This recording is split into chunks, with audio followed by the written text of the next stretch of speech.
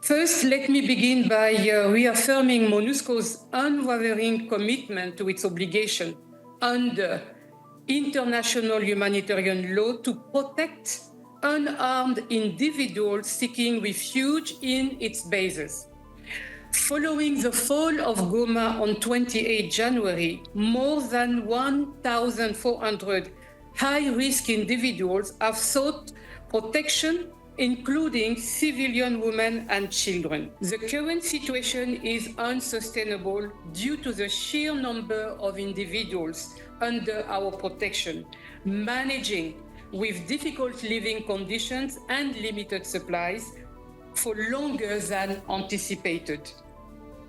MONUSCO urgently calls, and I insist, MONUSCO urgently calls for a safe, dignified, and internationally supported solution for the transfer of these individuals to an alternative secure location in full respect of their rights and choices.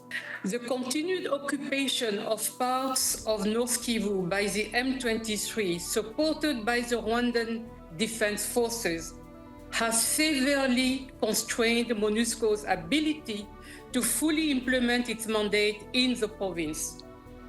Freedom of movement restrictions, including roadblocks and 48-hour advance notification requirements, prevent the mission from protecting civilians and carrying out life-saving operations. Very public declarations and statements by AFC M23, clearly repeated over time and including last week, shows that the intent is to go up to Kinshasa.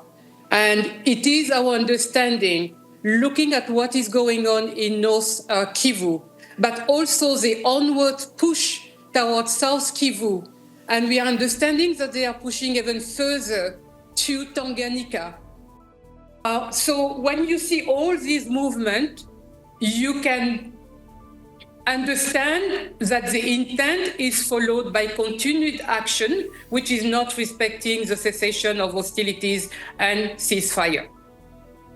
And second, with regard to Sami DRC, first of all, I try to communicate that it's only in North Kivu, in Goma, that we are in our bases, but then with the conditions and the requirements, we are still moving around.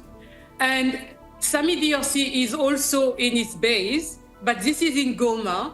For all other places, we, the mission, are continuously performing our mandate of protection of civilians. What we see is are the communication from AFC M23, and this is where we are stopping at the establishment of the appointment of a governor for Goma or a mayor for Goma, and we understand that the same is happening for Bukavu. On the vote this afternoon of the resolution, I believe it's a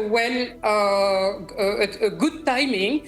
I don't have insight into how this vote is going to go, but my expectation is that it's going to be voted unanimously.